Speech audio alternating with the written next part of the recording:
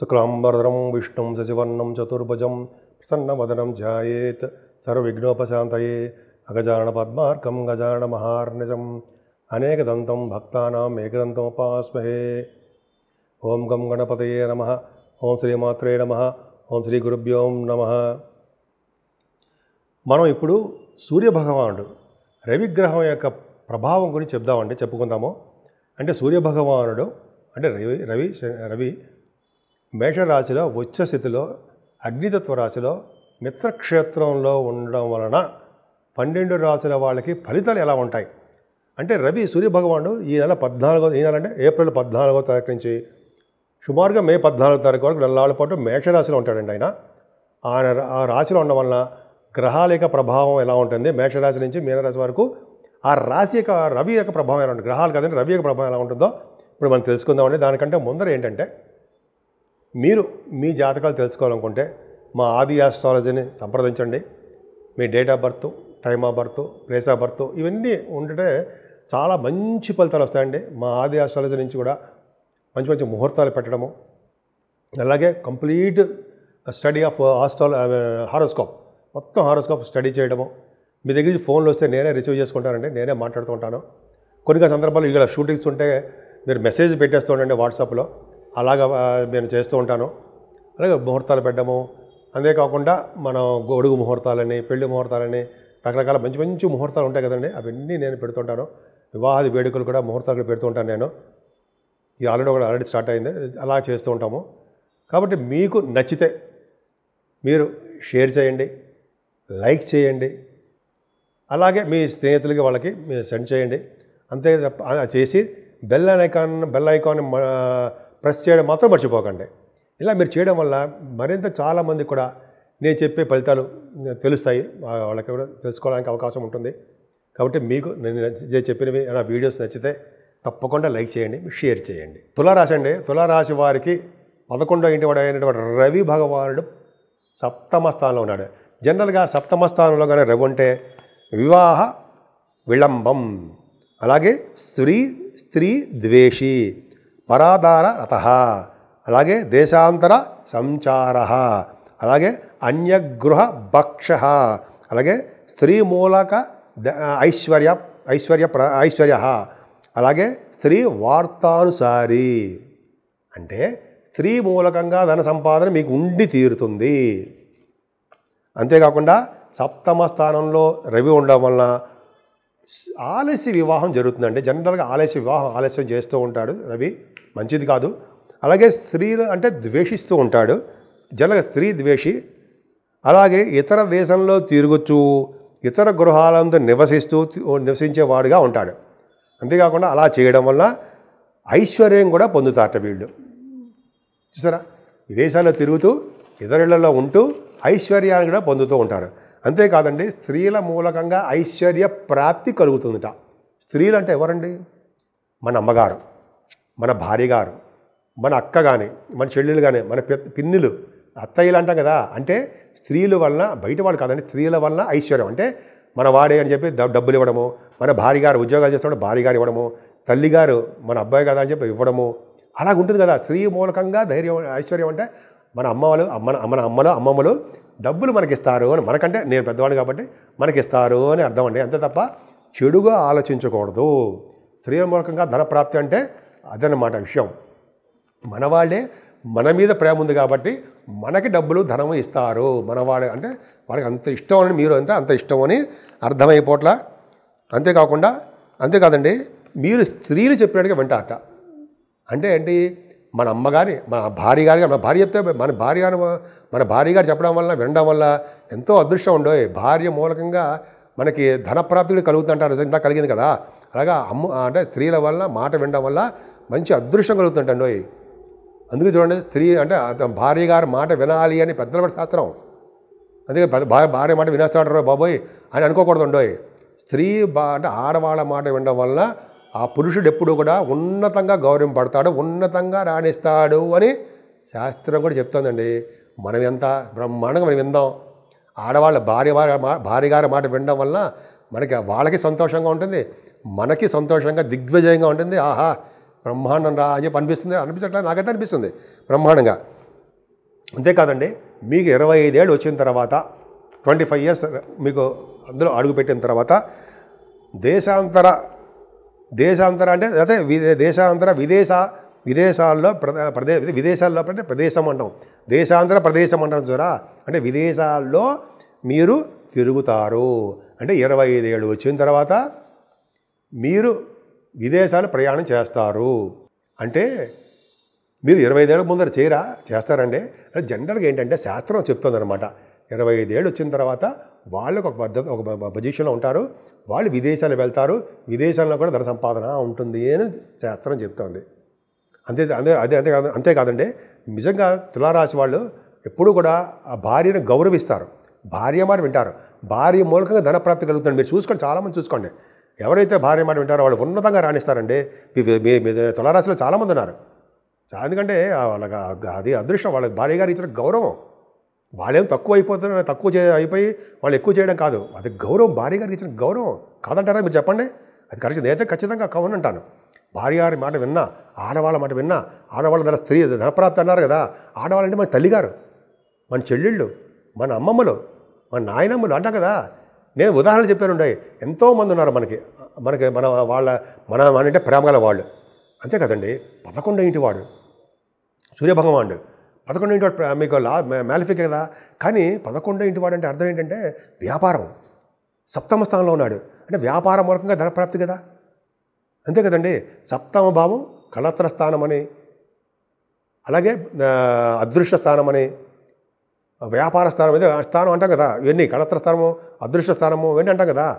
ఆ స్థానంలోనే వ్యాపార స్థానంలో రవి సూర్యభగవానుడు మేషరాశిలో ఉచ్చస్థితిలో అగ్నితత్వ రాశిలో ఉన్నాడండి. అంటే మీ వ్యాపారాల్లో మూటలే, అంటే మాటలు కాదనుకోండి, అంటే ఏంటంటే మీ వ్యాపారాభివృద్ధి కలుగుతుంది. రియల్ ఎస్టేట్ రంగంలో కానీ, ఎలక్ట్రిసిటీ, ఎలక్ట్రానిక్స్ కాంపౌండ్స్, అలాగా వాటిలో కానీ మీరు ఏ వ్యాపారం చేసినా ఆ వ్యాపార అభివృద్ధి సప్తమ భావం కూడా ఉంది కాబట్టి ఖచ్చితంగా వ్యాపారం మూలంగా ధనప్రాప్తి, అలాగే విదేశాలు వెళ్ళడము, దేశ సంచారం చేయడము, అలాగే భార్య సప్తమ స్థానం భార్య స్థానం ఉన్నాం కదా, కళత్ర స్థానం అని, భార్య గారి వల్ల ఇందాక చెప్పాం కదా, భార్య గారి వల్ల కలిసి వస్తుందని సప్తమ స్థానం. అంటే స్త్రీ ద్వేషి ఆలస్యం వివాహం అన్నాం కదా, కొంచెం ఆలస్యం, స్త్రీ దేశం కాదండి. జనరల్గా సప్తమ స్థానంలో ఉంటే స్త్రీ అంటే కొద్దిగా ఆడవాళ్ళంటే ఇష్టపడే కొద్దిగా మొహమాటస్తుడని అర్థం. తల్లిగారితో మాట్లాడతాడు, బయట వాళ్ళతో మాట్లాడ కొంచెం భయపడతాడని సందేహంగా ఉంటుంది. సరే ఏదేమైనానండి, మీకు చాలా బాగుంది. ముఖ్యంగా మీకు మ్యాలఫిక్ అంటే మంచివాడు కాదు కాబట్టి ఆయన మీకు చిన్న అంటే అయినా సరే మీ రాశి వారికి 11వ ఇంటి వాడు మీకు మ్యాలఫిక్ అవుతాడు కాబట్టి చిన్న ప్రాబ్లమ్స్ క్రియేట్ చేస్తుంటాడు ఆయన. కాబట్టి సూర్య భగవాన్ ఆరాధన చేయాలి. అరసవల్లి సూర్య భగవానుడు అంటే మనకు ఆన్లైన్లో కూడా చూసుకోవచ్చండి. అరసవల్లి సూర్య భగవాన్ యొక్క దండం పెట్టుకున్నా, ఆయనకి పూజలు చేసుకున్నా అత్యంత సౌకర్యం, అద్భుతంగా మంచి ఫలితాలు కలుగుతాయి. అంతేకాదండి, తిరుపతిలో ఈ మధ్య నేను కూడా వెళ్ళాను అనుకోండి, తిరుపతిలో మన పద్మావతి అమ్మవారి యొక్క గుడి దగ్గర ఆ కోనేరు దగ్గరలో సూర్యభగవాన్ ఉంటాడు. మీరు ఈసారి వెళ్ళినప్పుడు సూర్యభగవాన్ దర్శనం చేసుకోకుండా రాకుండా సుమా. సూర్యభగవాన్ అక్కడ అంటే గోవులు కూడా ఉంటాయి, గోవులకి అరటిపళ్ళు, గోవులకి దానం ఇవ్వడము, అదే ఇదొకటి మొత్తం పెడితే చాలా మంచిదండోయ్. అంతేకాకుండా అక్కడ విశేషం ఏంటంటే సూర్యభగవానికి అరగదీసిన గంధం రాస్తారు. అసలు మాకు వచ్చారు, ఒక తమలపాకులో పెట్టించారు, మంచి సువాసనలు వస్తుంటాయండి. ఒక్కసారి ఇలా రాసుకుంటే ఎంత పవర్ ఉంటుందంటే అంత శక్తి ఉన్నట్టుగా అనిపిస్తుంది. సూర్యభగవాన్ శక్తి మనలో వచ్చేసిందా అన్నట్లుగా ఉంటుంది. మీ తులారాశి వాళ్ళకి కనుక ఇలా చేశారంటే అద్భుతం. మనం అక్కడ వెళ్ళలేమండి, మన ఇంట్లోనే సూర్యభగవాన్ని పూజిస్తూ సూర్యభగవాన్ నమస్కారాలు చేసుకుంటూ అద్భుతంగా మనం సేవ చేసుకుంటే, పైగా ఆదిత్య హృదయం ఎంత బాగుంటుంది. ఆదిత్య హృదయం చేసుకుంటుంటే సాక్షాత్ శ్రీరామచంద్రుడు చేశాడు కదండి. నిజంగా ఒక్కసారి 3 సార్లు చేసినా సరే, రోజు ఒకసారి అయినా సరే మండలం పాటు 40 రోజులు, ఎలాగో మీకు మనకి మే 14 తారీఖు వరకు సూర్యభగవాన్ ఉంటాడు కాబట్టి ఆ రోజు ఆదిత్య హృదయం చేసుకున్న, ఛాయా ఉషా సమేత సూర్యభగవాన్ ఆరాధించిన సర్వశుభాలు సర్వసౌఖ్యాలు కలుగుతాయనడంలో సందేహం ఏమాత్రం లేదండి. అంతేకాకుండా సూర్యభగవాన్ ఈ వైశాఖ మాసం కాబట్టి జలదానం, జలం అంటే మన కుండ నిండా నీళ్లు పోసి, చిన్న కుండ నిండి పోసి ఒక వేద పండితుడికి దానం చేసిన, లేకపోతే అందరికీ కూడా జలదానం చేసిన, ఎవరు కనిపిస్తే వాళ్ళకి దానం, ఒకసారి నేను బయట నుంచి వస్తుంటే సీట్ కానిస్టేబుల్ అదే పోలీస్ వాళ్ళందరూ రోడ్డు మీద ట్రాఫిక్ కంట్రోల్ చేస్తారు. వాళ్ళకి నేను అంటే చెప్పుకోకూడదు కానీ వాళ్ళకి మంచి బాటిల్ ఇచ్చానండి నేను. వాళ్ళు తీసుకున్నారు. ఇది తీసుకునేమో తిడతారేమో అనుకున్నా కానీ ఆ రోజు లాస్ట్ ఇయర్ మే నెల అనుకుంటా మంచి ఎండలో మంచి వాటర్ బాటిల్ ఇచ్చా. తీసుకున్నారు. అమ్మ బాబోయ్ అనుకున్నా. తర్వాత మజ్జిగ, చల్లటి మజ్జిగ అండి, మజ్జిగ దానం. నేనేమీ పెద్ద గొప్ప ఇదని కాదండి. అలా దానం చేయడం వల్ల నేను కొత్తగూడెం ఉన్నప్పుడు కూడా ఇలా టెంట్లు వేసి జలదానం చేశాను. మంచి కూల్ వాటర్ మంచి దానం అందరికీ ఆ సంత ఉంటుందండి, అక్కడ అందరికీ దానం చేయడం అంటే నేను చేయడం అంటే గొప్పతనం కాదండి, అలా చేయడం ఒక సంతోషం. అలా మీరు కూడా చేస్తారని చెప్తున్నాను. అలా కనిపించిన వాళ్ళందరికీ మజ్జిగ, మంచినీళ్ళు, అన్నం, వస్త్రాలు, ఎర్రని వస్త్రం భగవంతుడికి ఇష్టం, గోధుమలు అలా దానం చేసుకుంటే వెళ్ళండి. మీరే కాదండి, మీ పిల్లలు, మీ ముందు తరాల వాళ్ళు, వెనకాల తరాల వాళ్ళు అందరూ కూడా మంచి లోకాలు ప్రాప్తిస్తారు, వెళ్తాయి. అందుకు ముఖ్యంగా జలదానం చేయడం వల్ల విష్ణు లోకానికి వెళ్తారని చెప్పి మా గురువుగారు చెప్పారు ఉంటాయి. నేను చదివిన కూడా ఎంత అదృష్టం ఉండాలండి మనకి. కాబట్టి ఈ వైశాఖ మాసం వచ్చేస్తుంది కాబట్టి 28 నుంచి అన్ని రకాల దానాలు చేసుకుందామండి. చేసుకొని మనం ఈ లోకంలో ఉన్నంతకాలము సర్వశుభాలు సర్వసౌఖ్యాలు అనుభవిద్దాం. 12 రాశుల వారికి చెప్పుకోదగ్గ రెమెడీస్ ఉంటాయి కదండి. ఏం చేస్తే బాగుంటుంది మనం? ఎందుకంటే ఇప్పుడంతా కూడా కాలసర్ప దోషంలో ఉన్నాయి ప్లానెటరీ పొజిషన్ అంతా కూడా.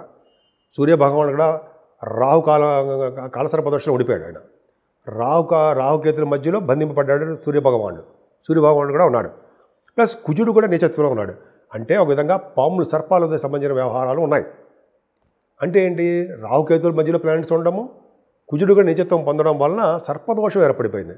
దానివల్ల ప్రజల్లో ఆందోళనలు, ప్రజల్లో దేశాల మధ్య, ప్రజల మధ్య, రాజకీయాల మధ్య చిన్న చిన్న విభేదాలు, చిన్న చిన్న గొడవలు, చిన్న చిన్న ఏమైనా వస్తాయి. అందుకనే సర్పదోషం ఏర్పడిపోయింది. అందుకనే చాలామంది అవకాశం ఉంటే శ్రీకాళహస్తి వెళ్ళండి.